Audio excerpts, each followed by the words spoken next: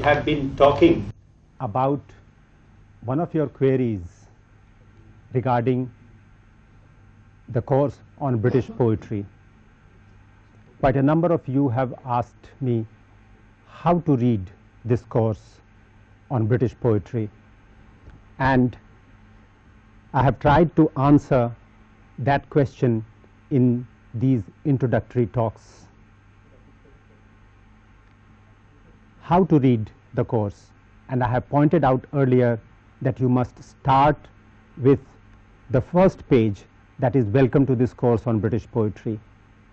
Next, you should go to the last unit of the course in block 10, that is unit 52, which tells you about two requirements that you have to fulfill. First is the sessional essays, and second is the term and examination, in which you would be interested yourself. These tests are meant to shape or give direction to your study of the course.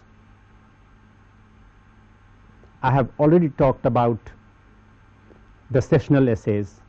I have also talked about the term and examination and the model question paper that we have given unit 52.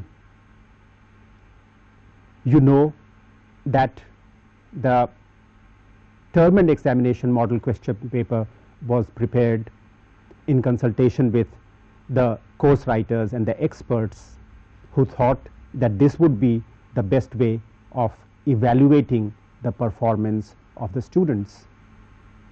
I need not repeat those, but I had pointed out that examiners are free to ask you different types of questions that are generally called critical questions, and these critical questions have been discussed. In fact, your own essays have been given in unit 35 and 36 and 51. Have a look at them. They would help you in modeling your answers, because in the mainstream system, students meet the peer group, they consult them, they read their answers, and thus learn how to write reference to context questions or critical questions or whatever, any discussions or essays with the help of their friends. Here in this system, that is not always very convenient, because one student may not know who the other student of the same course is. Especially that happens if you don't go to the study center. With that in view, we have given you some model answers of questions. I had pointed out that you may also be asked to write essays on the definitions given on what we can call the Godopahan page. That is the third cover page of your blocks. Originally, a specific set of quotations on poetry were given for each block. Now the printers have mixed them up, so it becomes a little confusing, but the idea was to relate the topic discussed in a particular block with the definitions given in that block. For instance, the quotes from Coleridge is more likely to be in block 6 or 7, just as quotes from Shelley and Keats are likely to be in block 7. A quote from Dr. Johnson is likely to be in the block on the poetry of Dryden and Pope, because Dr. Johnson gives you the theoretical underpinning for a study of the poetry of Dryden and Pope. Views about poetry change, just as the style of writing poetry or literature for that matter changes from age to age. This change from age to age, from one period to another, is important, and we consider it in some of the units in each block, because there are units on the different periods. There are also units on different authors. So we have taken history as a reference point, because history tells us something about the society. In that connection, we had started discussion on one of the definitions that you have on the course, and that is the definition given by Aristotle. You would find it on the third cover page or the Godopahan page of one of our blocks. Poetry is more philosophical and of higher value than history. Aristotle underplays history. Let's talk about the importance of philosophy to poetry. If you are given a quotation such as this one from Aristotle, poetry is more philosophical and of higher value than history, then what are you going to write? A good idea would be to relate it to another definition of poetry. Samuel Taylor Coleridge wrote, "No man was ever yet a great poet without being at the same time a profound philosopher." So Coleridge supports Aristotle. Today, this idea of the importance of philosophy to literature has become one of the dominant trends in the study of literature. Authors and scholars discuss literature in the light of critical theory, and so philosophers have become important writers for us. In the early 20th century, or let's say even middle of the 20th century, there was a famous philosopher called Heidegger, Martin Heidegger, in Germany, and he wrote profusely about the poetry of Hölderlin. He quotes these lines of Hölderlin in his writings: "Though he has to earn a living, man dwells poetically on this earth." These lines are very simple, but they tell us something very, very profound. There are these two aspects of our life. One is the need for living, the need for survival, and the other is living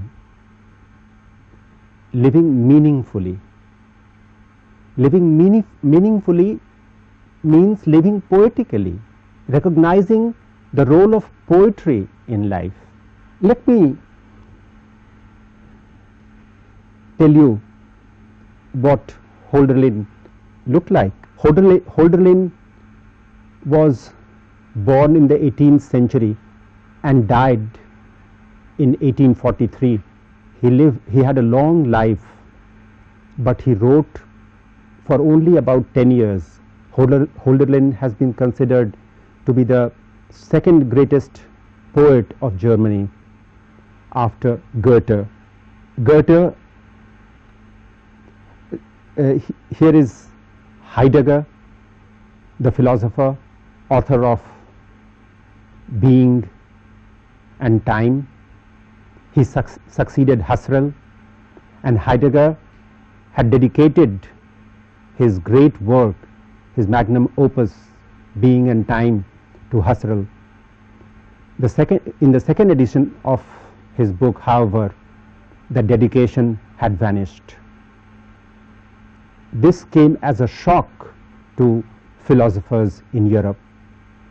Emmanuel Levinas, who had introduced both Heidegger and Husserl to the French intelligentsia, was also shocked by Heidegger's withdrawal of the name of Husserl, the dedication to Husserl of Being and Time. We were talking about Goethe, the great German poet, the author of Faust, the famous epic poem, which was Goethe's life work. And Goethe had a long life. He lived for about 83 years, almost as long as Victor Hugo in France. And he spans a major part of German literature. German literature, almost as it were, began with Goethe. There were other figures also, no doubt, but German literature came to be on its own very late, somewhat like Hindi literature. Although a very old nation, Hindi as a literature began to feel its own presence in the 19th century, almost with Bhartendu. So the same kind of place, but Bhartendu had a very short life, whereas Goethe had a very long life. So his early writings would be Enlightenment writing.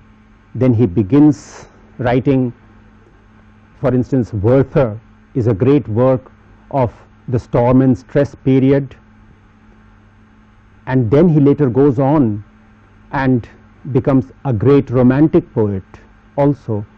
So Goethe has a very special place in the history of German literature, probably as Shakespeare has in English literature, or Kalidas has in Sanskrit literature, or Tagore has in Bengali literature. And all these poets are at the same time international poets, not just poets of their own languages, their own nations. Goethe is a similar figure, and that was why I thought you should know a little bit about him. Here is Goethe in Italy. Goethe was a great traveler, and his travelogues are considered very important as his autobiographical piece also. So, and here you have the image of Goethe with Schiller. Schiller is another great poet of the German language, and here you have Schiller. I would strongly recommend an article by Heidegger, the title of which is just Language. And this is what Heidegger has to say about poetry.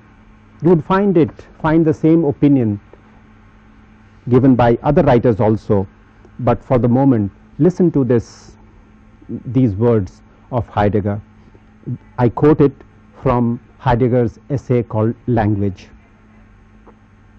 Poetry proper is never merely a higher mode of everyday language. Poetry proper is never merely a higher mode of everyday language. It is rather the reverse. Everyday language is a forgotten and therefore used up poem. Everyday language is a forgotten and therefore used up poem. The language that we speak was once poetical. Every word was once a poem. The language that we speak was once poetry. You remember, today we call a daisy is the name of a flower, just as we call Mohan or Rakesh or Sarita, who are just human beings. But there is not just these names, the persons can be more interesting. I am reminded of a lady who told me that she didn't like parrots and mynas, and I was curious to find out why she didn't. And she said that they made an awful lot of noise. And I asked her, but probably they sang in joy, in glee. They celebrated life, and we should learn that from them, the mynas and the parrots. And she said that she had observed the mynas carefully. They didn't celebrate life. They quarreled among themselves for a worm, for a piece of edible item that they found on the ground, or for the possession of the she-bird. So it was just for these two things that they quarreled, and the same thing she said was true about parrots. So she didn't like parrots and mynas, and these words of her made me think human beings also take up poetry that is there in language which is invention of human beings. At least that is what most of us believe. There are other views also. Let us keep that in suspension for the moment. And when we use language, or to quote Heidegger, when we use up language, when we destroy the potentiality, the poetic potentiality of language in the business of living, then poetry is lost. Heidegger goes on. I'll just reread the same section. Poetry proper is never merely a higher mode of everyday language. It is rather the reverse. Everyday language is forgotten and therefore used up poem, from which there hardly resounds a call any longer. From this used up poetry, from the used up language, there hardly resounds a call any longer. They are very prosaic. The language that we use is very drab, as if we were exhausted, not only with language but with life. Because if we are to take Heidegger seriously, man dwells in the language. If your language is lost, your life is lost. You are your language. And Heidegger goes on to talk about prose, the opposite of what is purely spoken, the opposite of what is purely spoken. The opposite of the poem is not prose. The opposite of the poem is not prose. Pure prose is never prosaic. Heidegger says pure prose is never prosaic. It is as poetic and hence as rare as poetry. Pure prose is never prosaic. It is as poetic and hence as rare as poetry. So the distinction between, the division between prose and poetry is very artificial. We can say that there is some distinction between verse and prose, but there is no distinction between genuine prose and poetry. Poetry is more philosophical and of higher value than history. If your examiners ask you to write an essay on poetry is more philosophical and of higher value than history, don't feel puzzled, don't feel lost. Think about it, because the primary function, the main aim of the course is to make you think and not copy, because copying is not the greatest of arts, and I am trying to help you write your own essays through the tips that I am giving you. In the same essay on language about which I was talking just now, Heidegger quotes a poem by Trakl, George Trakl, a German poet. It's a beautiful poem, but on its first reading, you would hardly feel or understand what is so poetical about it. At least I didn't when I first read it. I saw the poetry only after reading Heidegger's essay on language in which he quotes this poem. I shall read this poem for you. The title of the poem is A Winter Evening. Window with falling snow is arrayed. Window with falling snow is arrayed. Long tolls the vesper bell. The house is provided well. The table is for many laid.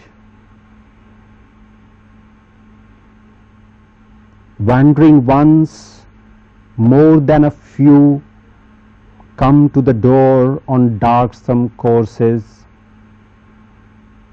Golden blooms the tree of graces, drawing up the earth's cool dew. Wanderer quietly steps within. Pain has turned the threshold to stone. There lie in limpid brightness shown upon the table bread and wine. This poem is in 3 stanzas. In the first stanza,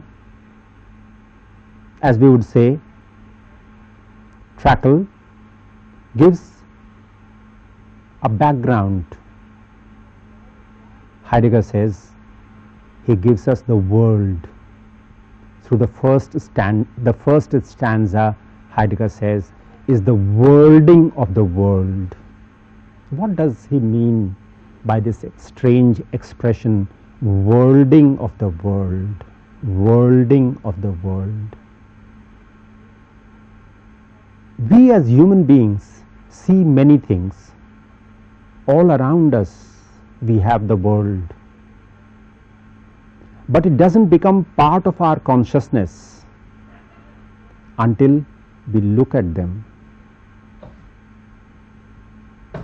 And when we become conscious of the world, then it is that the worlding of the world takes place. In the first stanza, Trackle, according to Heidegger, is worlding the world. In common language, we would say he is providing us the background. Window with falling snow is arrayed. Long tolls the vesper bell. The vesper bell rings for a given period of time. It doesn't toll for long, but in a moment of consciousness, it appears to be tolling forever and ever. And it is that consciousness that matters, because as Heidegger points out from this quote from Hölderlin, man dwells poetically on this earth. Man dwells poetically on this earth. We don't observe what is there. We observe or take in, internalize according to our nature.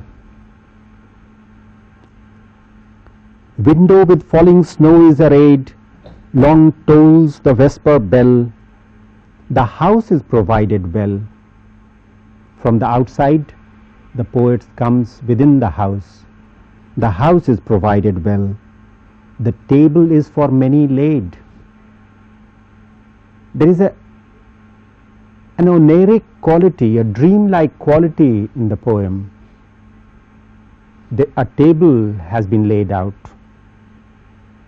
The house is provided well. The table is for many laid. It is not just for 4 or 6 persons. The table is laid out for many people.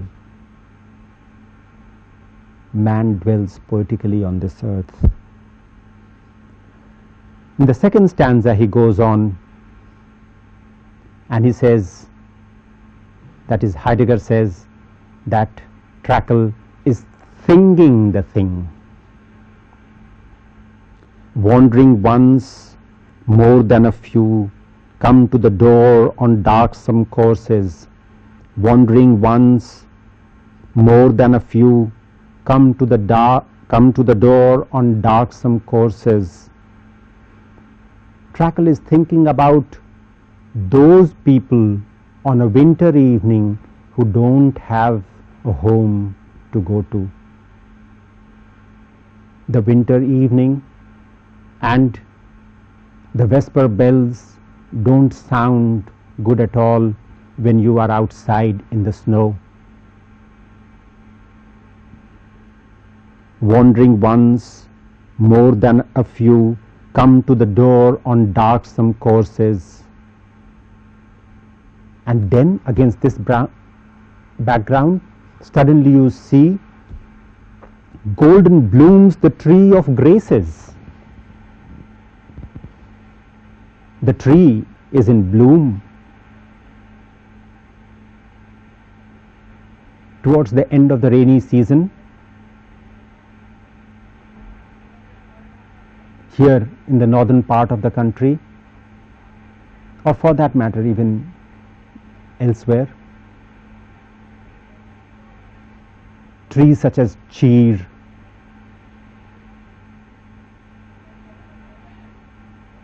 begin to bloom. Small yellow flowers appear on the trees. Golden blooms the tree of graces. He calls the tree a tree of graces.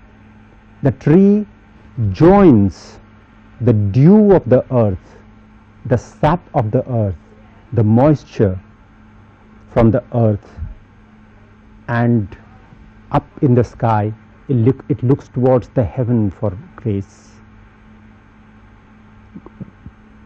drawing up the earth's cool dew.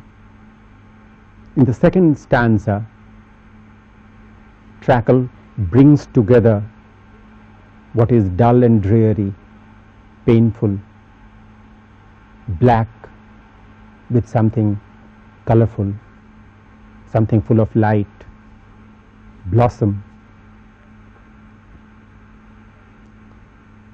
And in the final stanza he says, wanderer quietly steps within. Pain has turned the threshold to stone. Pain has turned the threshold to stone. Pain makes things very unpleasant. It is more than unpleasant. They appear insipid. We don't find any interest in them. We are, as it were, separated from life.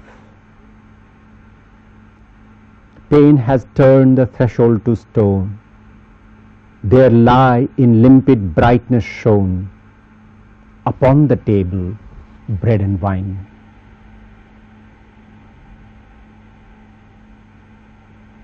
Here in this poem, this house built of language, this house built of words, we find the two important elements coming together. The prosaic, the dull, the drab world on the one hand, and the poetic, the meaningful, the joyful, grace on the other, which we find, which Heidegger traces back to Hölderlin's lines. Though he has to earn a living, man dwells poetically on this earth. Though he has to earn a living, man dwells poetically on this earth. In order to earn a living, we separate ourselves from the poetry that is in life.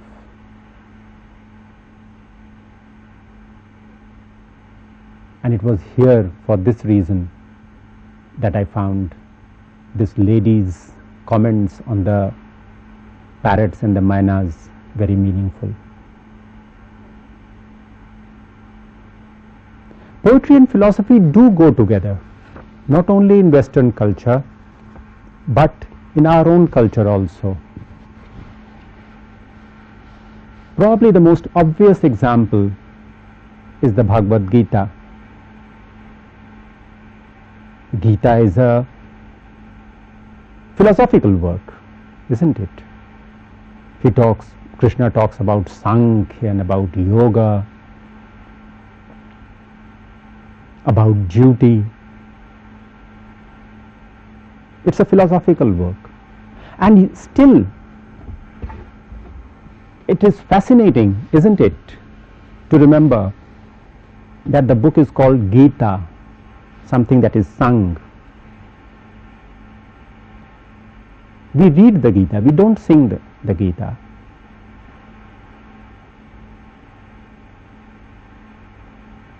So,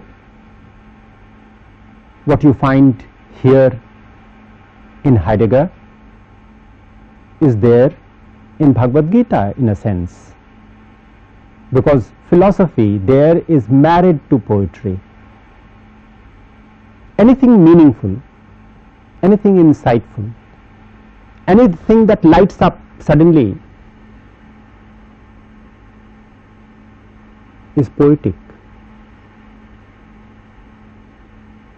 For a mathematician, his mathematics is poetical. For a physicist, an insight into the world is poetical.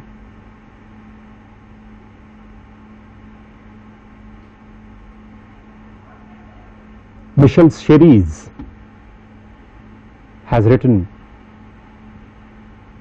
a beautiful essay called The Algebra of Literature.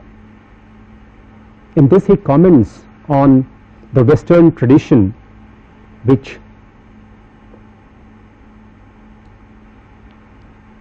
has taken the stance of stooping to nature in order to conquer her. Such an attitude, he feels, takes away the poetry from life. We do not see ourselves in partnership with nature. If we do not see ourselves as a part of nature, in harmony with nature, in tune with the music of nature, then we lose the poetry that is there in nature. Nature, not just the trees and the skies. Nature is the essential substratum of life. Nature that is in you, in me, and in people all around us. The nature that demands us to listen to the music rather than dictate.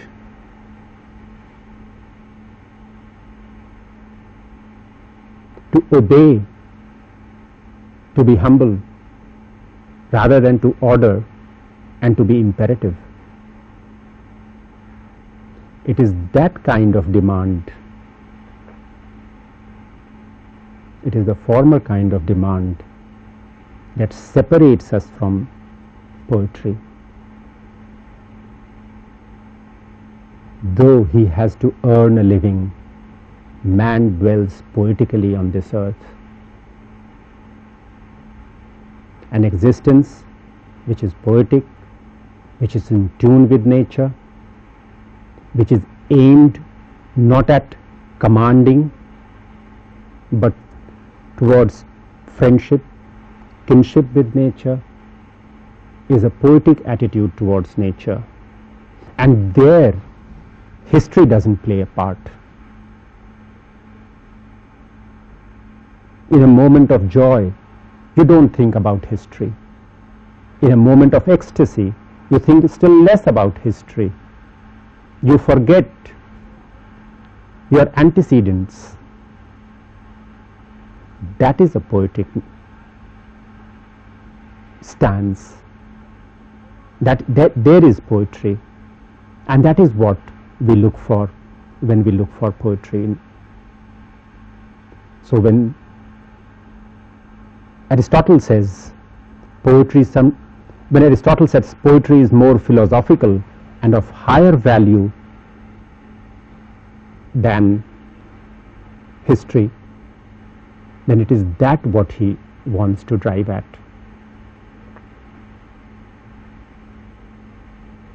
You can take some of the poems that you have read and find out what is poetic in it. If I have time, I would just like to read out a few lines from Keats. This is considered his last poem. No, yet still steadfast, still unchangeable, pillowed upon my fair love's ripening breast, to feel forever its soft fall and swell, awake forever in a sweet unrest, awake forever in a sweet unrest, still to hear the tender taken breath, and to live ever, or else soon to death. It is most fleshly in its approach, and yet it is in tune with nature. Keats is not talking about the still sad music of humanity that Wordsworth does, but there are no fixed topics. Just like the world in which we live is a rich world with all the diversity, so has to be our consciousness, which must take in everything, diverse material, and still just a spoonful at a time, because in this spoonful you have the macrocosm. That is where we look for poetry. That is where we look for ecstasy. And in this poetry, we look for life. Man dwells poetically on this earth. Thank you.